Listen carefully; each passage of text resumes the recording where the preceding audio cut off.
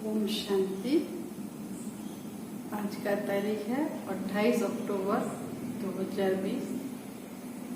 बाबा का साकार मधुर महावाक्य सुनेंगे।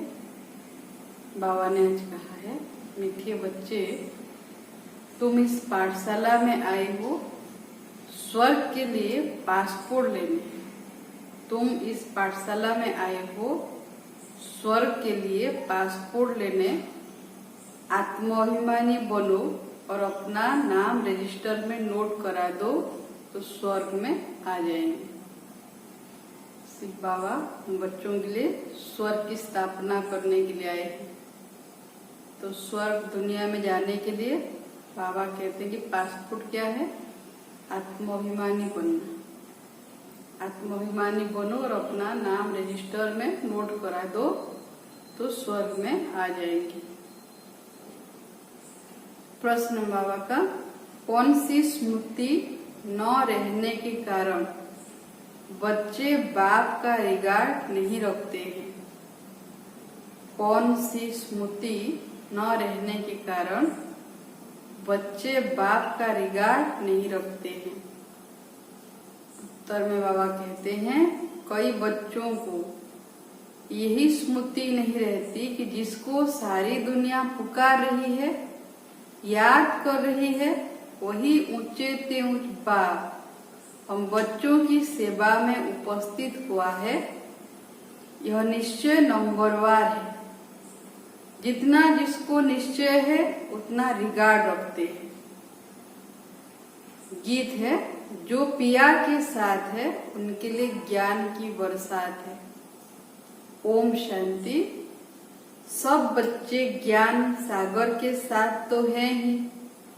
इतने सब बच्चे एक जगह तो रह नहीं सकते।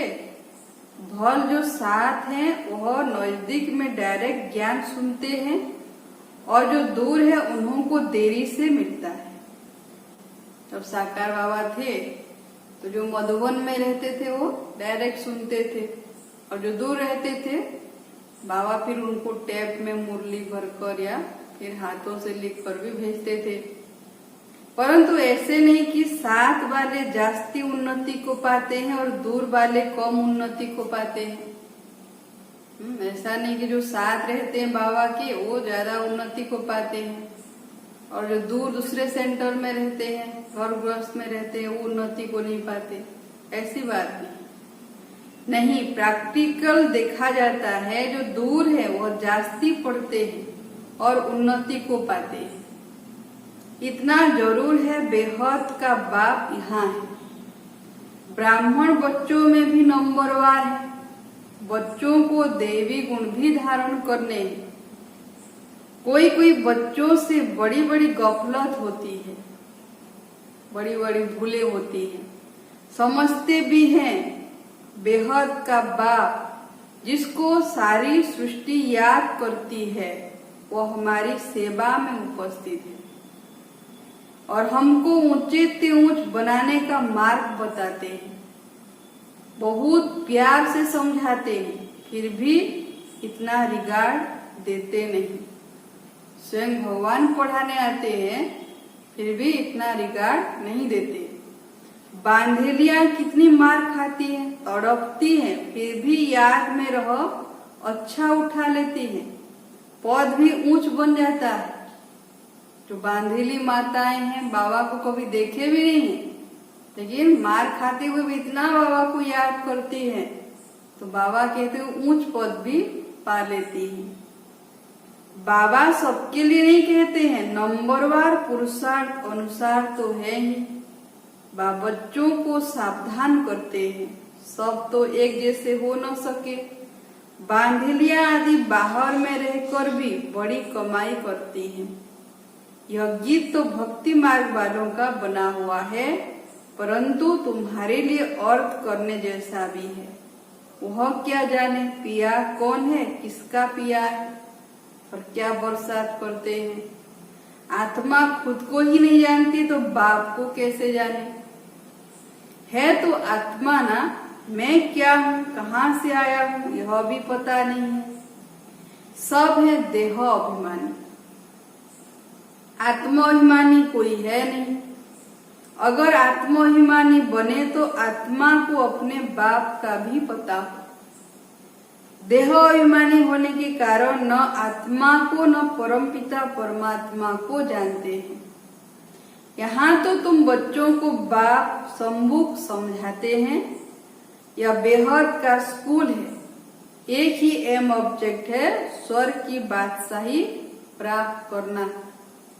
स्वर्ग में भी बहुत पद है, कोई राजा रानी, कोई प्रजा। बाप कहते मैं आया हूं तुमको फिर से डबल सिरताज बनाने। 5000 वर्ष पहले भी आए थे, फिर आए हैं डबल सिरताज बनाने। 2 ताज होंगे ना, एक रतन जड़ित ताज और दूसरा पवित्रता का ताज। सब तो डबल सिरताज बन न सके। जो अच्छी रीति पढ़ते हैं वह अपने अंदर में समझते हैं हम यह बन सकते हैं।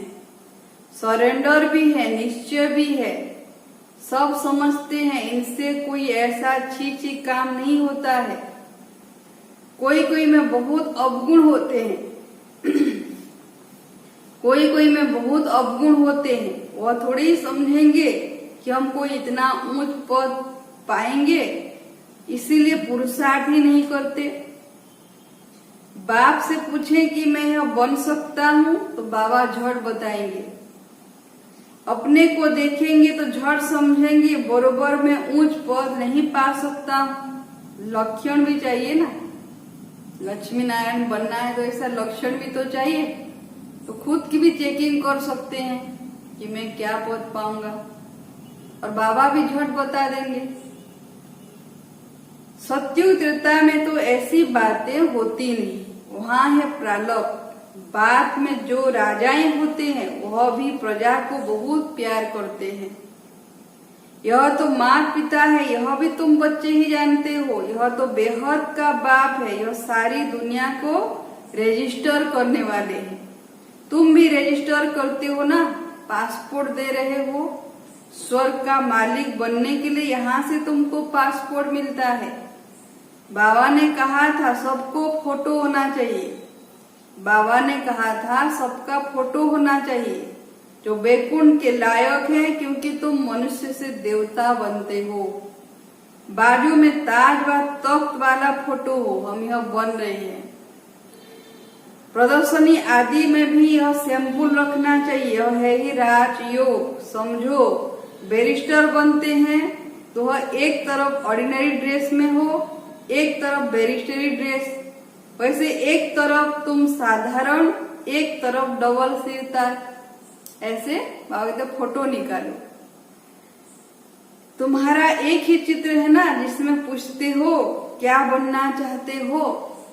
यह बैरिस्टरी आदि बनना है या राजाओं का राजा बनना है, ऐसे चित्र होने चाहिए। बैरिस्टर, जज आदि तो यहाँ के हैं। तुमको राजाओं का राजा नई दुनिया में बनने का है, एम ऑब्जेक्ट सामने है। तो ऐसे देवी देवता वाला फोटो निकालना चाहिए। लक्ष्मीनारायण जैसा फोटो निकाल के रखना है, एक तरफ साधारण ड्रेस में, एक तरफ राजाई ड्रेस में। हम यह बन रहे हैं। समझाने कितनी अच्छी है, चित्र भी बड़े अच्छे हो, फुल साइज है ना, फुल साइज में होना चाहिए। वह बैरिस्टरी पढ़ते हैं तो योग बैरिस्टर से है, बैरिस्टर ही बनते हैं। इनका योग परमपिता परमात्मा से है तो डबल सिरताज बनते हैं। अब बाप समझाते हैं बच्चों को एक्ट में आना चाहिए। बाबा का काम है समझाना, लेकिन बच्चों का फर्ज है बाबा के जो डायरेक्शन है उसको पालन करना, अमल में लाना। लक्ष्मी नारायण के चित्र पर समझाना बहुत सहज होगा। हम यह बन रही हैं तो तुम्हारे लिए जरूर नई दुनिया चाहिए। नर्क के बाद है स्वर्ग। अभी यह है पुरुषोत्तम संगम युग। यह पढ़ाई कितना ऊंच बनाने वाली है। इसमें पैसे आदि की दरकार नहीं है। पढ़ाई का शौक होना चाहिए ना, लगन होनी चाहिए। एक आदमी बहुत गरीब था, पढ़ने के लिए पैसे नहीं था, फिर पढ़ते पढ़ते मेहनत करके इतना साहूकार हो गया जो क्वीन विक्टोरिया का मिनिस्टर बन गया। तुम भी अभी कितने गरीब हो, बाप कितना ऊंच पढ़ाते हैं, इसमें से बुद्धि से बाप को याद करना है। मेहनत की बात है। अगर एक साधारण व्यक्ति कहते हैं कि वो स्ट्रीट लाइट में बैठकर पढ़ता था रात को, वही व्यक्ति अगर क्वीन विक्टोरिया का मिनिस्टर बन गया, तो ऐसे हम भी अच्छी रीति पढ़ेंगे तो ऊंच पद पा सकते हैं। बत्ती आदि जगाने की भी दरकार नहीं, कहाँ भी बैठे याद करो, परंतु माया ऐसी है जो बाप की याद बुला देती है। आज सब साधन होते हुए भी योग में बहुत कमजोर है, याद में ही विघ्न पड़ते हैं। यही तो युद्ध है ना। आत्मा पवित्र बनती है बाप को याद करने से। पढ़ाई में माया कुछ नहीं करती, पढ़ाई से याद का नशा ऊंच है, इसलिए प्राचीन योग गाया हुआ है। पढ़ाई में माया डिस्टर्ब नहीं करती, योग में डिस्टर्ब करती है ना, विघ्न डालती है। आज मनुष्य के पास सब साधन है, बड़े बड़े मोबाइल, टीवी, सब में आ जाता है बाबा का ज्ञान की बातें, योग की बातें, कितने सारे प्रोग्राम आते रहते, लेकिन बाबा का याद इतना नहीं है, योग नहीं करते। योग और ज्ञान कहा जाता है। योग के लिए ज्ञान मिलता है, ऐसे ऐसे याद करो। ध्यान के लिए ज्ञान भी आवश्यक है ना। और फिर सृष्टि चक्र का भी ज्ञान है, रचयिता और रचना का आदि मध्य अंत को और कोई नहीं जानते। भारत का प्राचीन योग सिखलाते हैं, प्राचीन तो कहा जाता है नई दुनिया को। उनको भी लाखों वर्ष दे दिए हैं, कल्प की आयु भी अनेक प्रकार की बताते हैं। कोई कहते हजारों वर्ष पड़ा है, कोई कहते लाखों वर्ष पड़ा है, कोई क्या कहते कोई क्या कहते। यहाँ तुमको एक ही बाप पढ़ा रहे हैं, तुम बाहर में भी जाएंगे तुमको चित्र मिलेंगे। यह तो व्यापारी है ना। बाबा कहते कपड़े पर छप सकते हैं, अगर किसके पास बड़ी स्क्रीन प्रेस न हो तो आधा आधा कर दे, फिर जॉइंट ऐसा कर लेते हैं जो पता भी नहीं पड़ता है। बेहद का बाप बड़ी सरकार कहते हैं, कोई छपा कर दिखाए तो मैं उनका नाम वाला करूंगा। ऐसे बड़े बड़े पोस्टर आदि निकाल कर कपड़े में छपा कर टांगना चाहिए ना। यह चित्र कपड़े पर छपाए कोई विलायत ले जाए तो तुमको एक एक चित्र का कोई 5-10 हजार भी दे देवे। पैसे तो वहाँ ढेर हैं, बन सकते हैं, इतनी बड़ी बड़ी प्रेस है, शहरों की सीन सीनरी ऐसी ऐसी छपती है, बात मत पूछो। यह भी छप सकते हैं। यह तो ऐसी फर्स्ट क्लास चीज है, कहेंगे सच्चा ज्ञान तो इनमें ही है और कोई के पास तो है ही नहीं। जब बड़े बड़े से पोस्टर लगेंगे तो सभी कहेंगे, वाह वाह करेंगे। किसको भी पता नहीं, फिर समझाने वाला भी इंग्लिश में होशियार चाहिए। इंग्लिश तो सब जानते हैं, उन्हों को भी संदेश तो देना है ना। वही विनाश अर्थ निमित्त बने हुए हैं ड्रामा अनुसार। विदेश में इंग्लिश में समझाने में होशियार बच्चे चाहिए, उनको ज्ञान देना है ना, क्योंकि विनाश को वही निमित्त बनेंगे। बाबा ने बताया है उन्हों के पास वंश आदि ऐसे ऐसे हैं जो दोनों अगर आपस में मिल जाएं तो सारे विश्व के मालिक बन सकते हैं। परंतु यह ड्रामा ही ऐसा बना हुआ है जो तुम योग बल से विश्व की बादशाही लेते हो, हथियार आदि से विश्व के मालिक बन न सके। वह साइंस तुम्हारी है साइलेंस। सिर्फ बाप को और चक्र को याद करो, आप समान बनाओ। तुम बच्चे योग बल से विश्व की बादशाही ले रहे हो, वह आपस में लड़ेंगे भी जरूर। माखन बीज में तुमको मिलता है। कौरव और यादव लड़ेंगे, कौरव यादव लड़ेंगे और पांडवों को विश्व की बादशाही मिलेगी, मक्खन मिलेगा। कृष्ण के मुख में माखन का गोला दिखाते हैं। कहावत भी है, दो आपस में लड़े, बीच में माखन तीसरा खा गया। है भी ऐसे। सारे विश्व की राजाई का माखन तुमको मिलता है, तो तुमको कितनी खुशी होनी चाहिए। तुम हो सच्चे सच्चे पांडव, है ना। वहाँ बाबा आपकी तो कमाल है, नॉलेज तो आपकी ही है, बड़ी अच्छी समझानी है। आदि सनातन देवता धर्म वालों ने विश्व की बादशाही कैसे प्राप्त की, यह किसको भी ख्याल में होगा नहीं। उस समय और कोई खंड होता नहीं।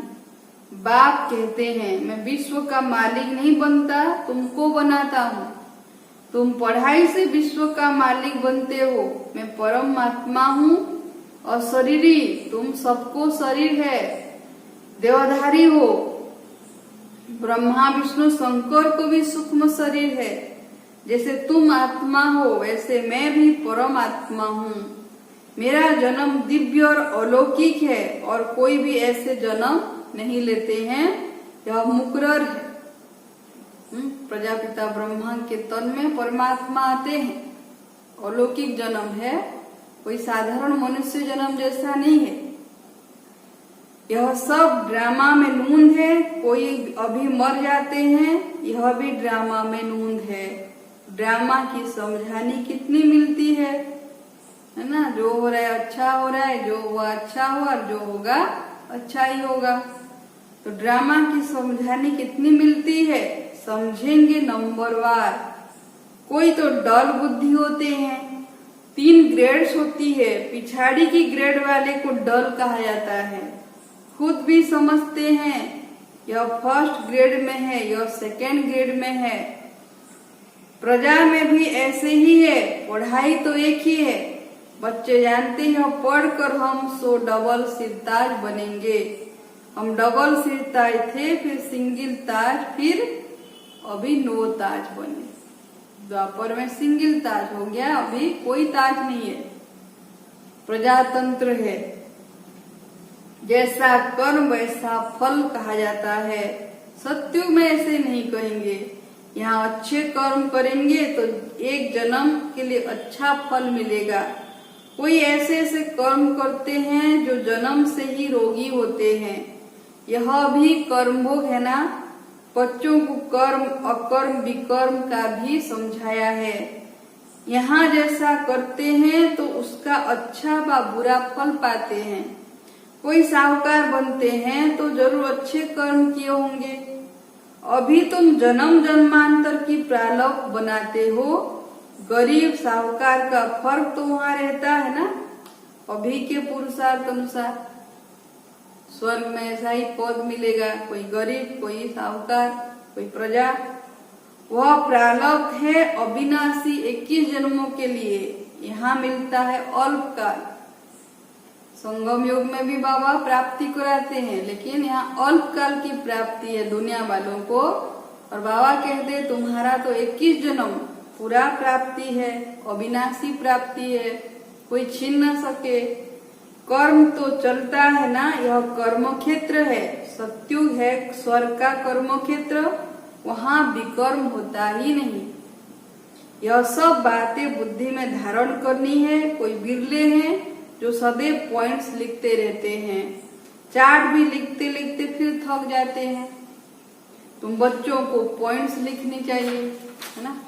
बाबा कहते हैं बच्चे चार्ट लिखते लिखते थक जाते हैं।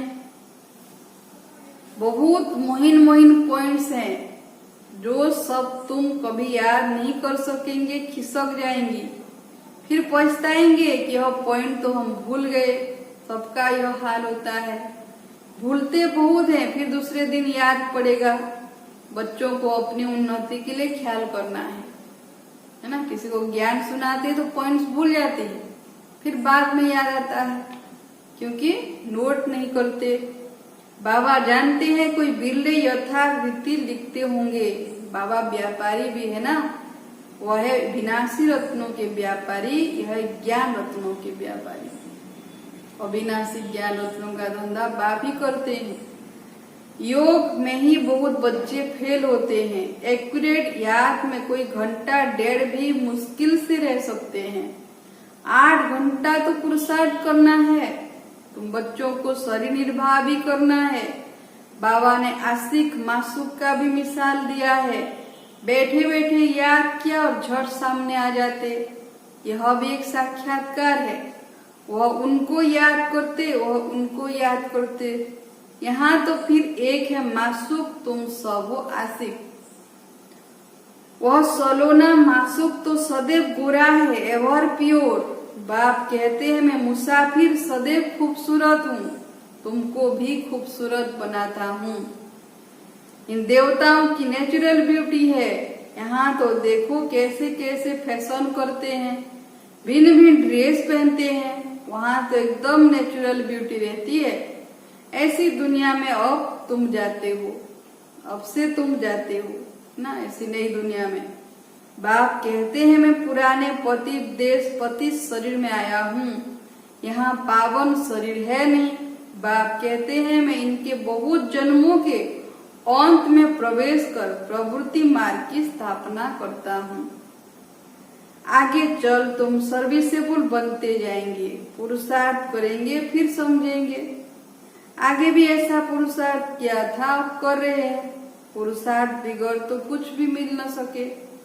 तुम जानते हो हम नर से नारायण बनने का पुरुषार्थ कर रहे हैं। नई दुनिया की राजधानी थी, अब नहीं है फिर होगी। नई दुनिया की राजधानी थी, अब नहीं है फिर होगी।